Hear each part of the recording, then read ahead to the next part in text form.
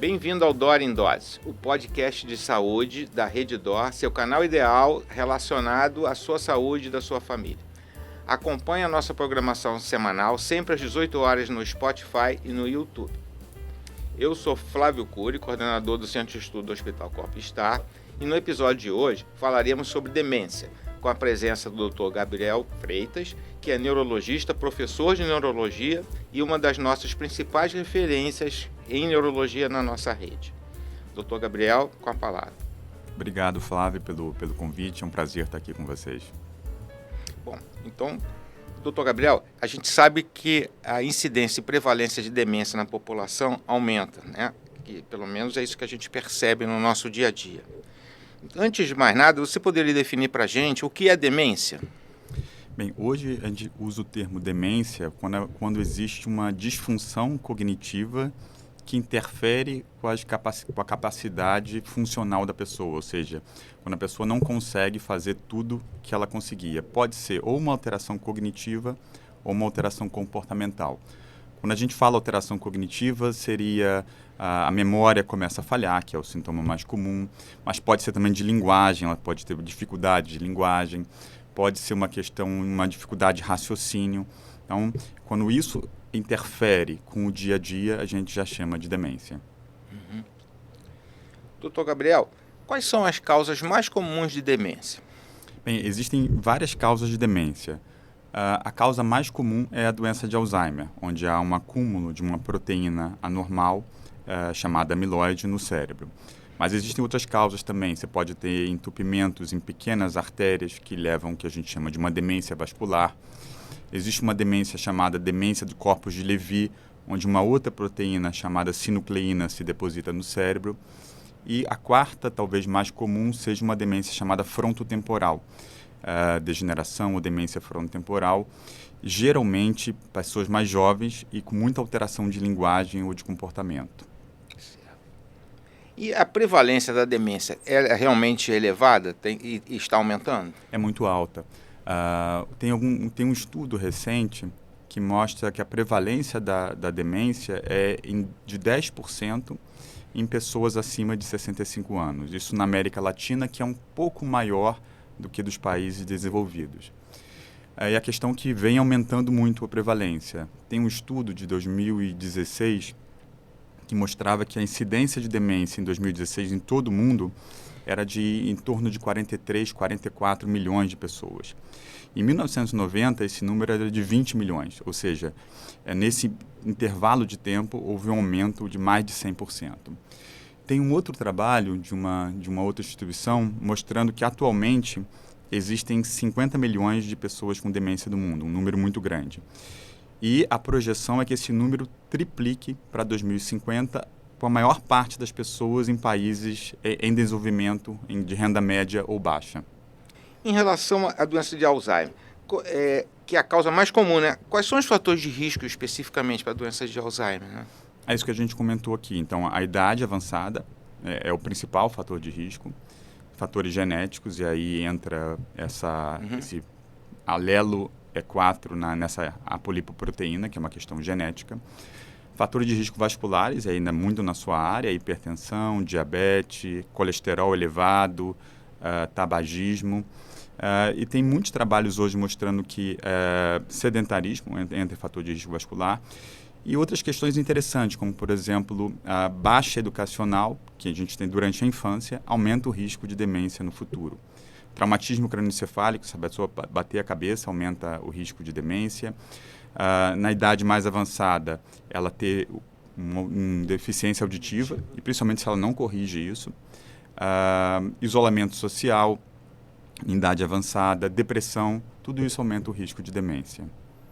Agora, às vezes é difícil, eu vejo no dia a dia de vocês, o diagnóstico entre qual tipo de demência, né? Para a doença de Alzheimer, como é que se faz o diagnóstico, né? Então, é interessante que até pouco tempo o diagnóstico da doença de Alzheimer era basicamente clínico, ou clínico com exclusão de outras causas. Então, o paciente vinha com alteração de memória, você fazia um exame de sangue, não tinha nenhuma outra causa, e você fazia uma ressonância magnética do cérebro, também não mostrava nada demais, a gente fazia o diagnóstico provável de doença de Alzheimer. para ter certeza, na época, só fazendo uma biópsia do cérebro. Isso mudou de forma radical nos últimos anos. Hoje a gente tem o que a gente chama de biomarcadores, marcadores biológicos, que quando presentes, eles têm o mesmo papel da biópsia, eles confirmam a presença de doença de Alzheimer. Esses biomarcadores podem ser descobertos ou em exames de imagem, tem um exame chamado tomografia de emissão de pósitrons, que é o PET, que a gente consegue fazer um PET para ver se tem depósito da substância amiloide na doença de Alzheimer, ou pode ser dosado esses marcadores no líquido que envolve o cérebro. Então a pessoa faz uma punção aqui lombar, tira um pouco desse líquido, e nesse líquido se dosa uma substância chamada amiloide tal, e aí você consegue comprovar que aquele paciente tem doença de Alzheimer mesmo sem fazer uma biópsia. O que tem de mais novo são exames de sangue para tentar substituir o PET, que é caro, e a punção lombar, que é um pouco invasiva. Mas isso ainda está em teste, mas é possível que em 2, 3 anos a gente esteja usando exame de sangue para diagnosticar doença de Parkinson, doença de Alzheimer, doença de Levy e outras doenças. Agora, isso realmente terá um impacto sobre a qualidade de vida das pessoas? Ou seja, fez o diagnóstico precoce, o tratamento precoce impede a progressão e melhora o prognóstico? Sim, tem alguns trabalhos mostrando que mesmo as medicações atuais, ou seja, sem uma grande mudança de medicamentos, o diagnóstico e o tratamento precoce já fazem a diferença. O que a gente tem agora são medicações mais específicas para os tipos de demência. Então, existem anticorpos produzidos em laboratório que eles se ligam a essa substância amiloide e retiram a substância amiloide do cérebro. Então, existem tratamentos mais novos que podem ser feitos para a doença de Alzheimer que talvez tornem a progressão da doença muito mais lenta. Interessante. Agora, já existe medicamento na tentativa de tratar Alzheimer há muito tempo, né?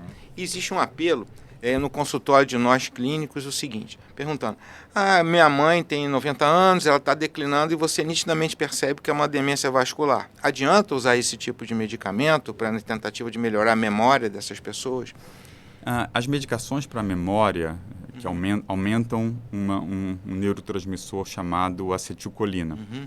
E esse neurotransmissor, ele é importante não só na doença de Alzheimer, mas em outras demências também. Então, essas medicações que agem na acetilcolina melhoram paciente com doença de Alzheimer e melhoram paciente com doença vascular e também melhoram paciente com doença de Levy.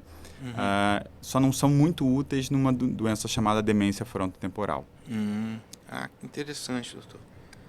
Agora, o que tem de novo em termos de tratamento para Alzheimer, você já falou, né? Agora, o paciente que tem doença de Alzheimer que começa a dar mostras, o que você aconselha para a família? O que você diria para a família começar a fazer, né?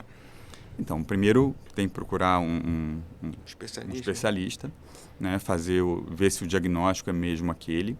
E aí começar medicações. A gente tem 2 medicações, uma família são chamadas de anticolinesterásicos, que são essas medicações que aumentam a acetilcolina do cérebro. Essas medicações são indicadas em casos leves, moderados ou graves. E tem uma outra medicação chamada memantina, que só é indicada em casos moderados ou graves.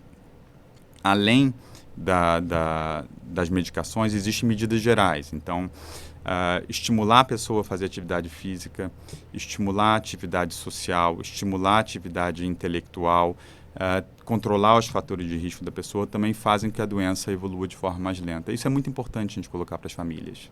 Com certeza, socializar, não é? Exatamente. Socializar, né? Agora, tem um tipo de alteração que a gente percebe no idoso às vezes nas pessoas mais idosas, que você faz exame de imagem, percebe uma hidrocefalia, ou às vezes nem tem hidrocefalia, e melhora muito com o tratamento. Você pode falar para a gente rapidamente? É uma outra causa de demência, que a gente chama de hidrocefalia de pressão normal, hidrocefalia normobárica. Diferente da doença de Alzheimer, esse tipo de demência se destaca por problemas na marcha. Então, sempre a pessoa tem um problema para andar. Ela começa a cair, os passos começam a ficar curtos, ela larga a base. E, além disso, ela tem alteração de controlar, pode ter alteração de controlar a urina, ela começa a perder o controle da urina e também tem alterações cognitivas.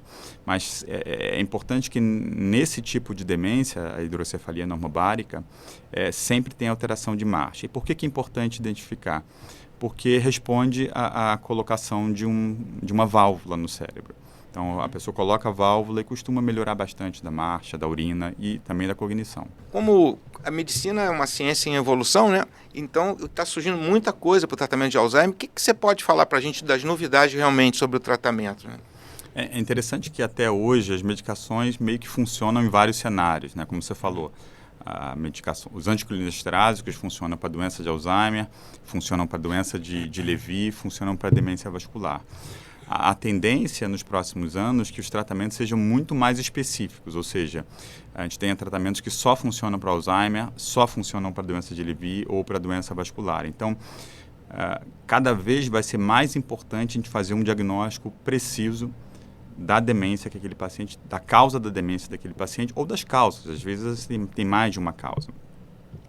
O que tem de mais novo para a doença de Alzheimer, e é algo que chegou agora nos Estados Unidos e vai chegar no Brasil nos próximos meses, são anticorpos produzidos no laboratório, que eles entram no corpo, você injeta no corpo, na verdade, pela veia, eles vão até o cérebro, se ligam à substância, a essa proteína normal que é depositada no cérebro, chamada amiloide, e retiram esse amiloide do cérebro. Então já tem 3 medicações que mostraram benefício, 2 que foram aprovadas pelo órgão regulatório americano, o FDA, e uma que está prestes para ser aprovada. O que esses trabalhos mostram? Se você pega, quando a pessoa tem uma forma leve de doença de Alzheimer e começa a fazer essas medicações, quando as pessoas que entraram nesses estudos, eles dividiram, por exemplo, em 2 grupos. 1.000 pessoas, cerca de 1.000 pessoas para cada lado. As 1.000 pessoas que tomaram placebo, que é água e sal, soro fisiológico, houve no decorrer de 1 ano e meio um aumento do amiloide e a cognição, a memória, o raciocínio piorou muito. No grupo que tomou essas medicações, esses anticorpos anti-amiloide, o que aconteceu é que a quantidade de amiloide no cérebro despencou. Em alguns pacientes voltou a níveis normais, eles não tinham mais amiloide detectável nos exames, e a cognição não melhorou, mas piorou menos. Então, provavelmente, a gente vai ter medicações que tornam a evolução da doença mais lenta. Essas são as primeiras medicações, elas não são ideais, ainda são relativamente fracas, têm efeitos colaterais sérios, mas a minha impressão é que é um começo de novos tratamentos que vão tornar essas doenças de evolução muito mais lenta e talvez doenças mais crônicas. Que bom. Falou de efeitos colaterais sérios. O risco é grande ainda desses medicamentos? O percentual de efeitos colaterais graves é baixo. Por exemplo, nesses estudos com cerca de 2.000 pessoas, 1.000 pessoas tomaram a medicação e 1.000 tomaram placebo. Das 1.000 que tomaram as medicações, 3 tiveram efeitos ou hemorragia ou inchaço no cérebro graves ao ponto de levar ao óbito. Então, o percentual é baixo, 3 em 1.000, mas pode acontecer. Tá ótimo. Doutor Gabriel, eu me coloco na posição de um familiar de pacientes idosos. Para o que eu devo ficar atento para os primeiros sintomas? Quais seriam desses pacientes que pudesse alertar o início de um quadro de demência? Bem, quando a pessoa tem alguma alteração cognitiva, memória, raciocínio, quando isso começa a acontecer. É lógico que pequenas disfunções de memória são comuns com a idade. Agora, quando isso começa a acontecer com maior frequência, quando isso começa a atrapalhar um pouco de dia a dia, então quando a pessoa fica repetitiva, esquece que ela já te falou uma coisa e repete aquilo várias vezes, ou quando faz a mesma pergunta várias vezes, é um dos sinais mais frequentes. A outra apresentação é quando a pessoa tem uma dificuldade com a linguagem, ela começa a esquecer as palavras, ela começa a não entender o que os outros estão falando, ou quando tem uma alteração de comportamento importante. A pessoa que sempre foi dócil começa a ficar agressiva, começa a ter alterações de comportamento. Talvez esses sejam os 3 sinais mais frequentes. Bom, doutor Gabriel, muito obrigado pela sua presença, foi excelente, esclarecedor. Então, finalizamos por hoje o episódio de Dor em Dose, o podcast de saúde da Rede Dor. Acompanhe a nossa programação semanal, sempre às 18 horas no Spotify e no YouTube. Obrigado.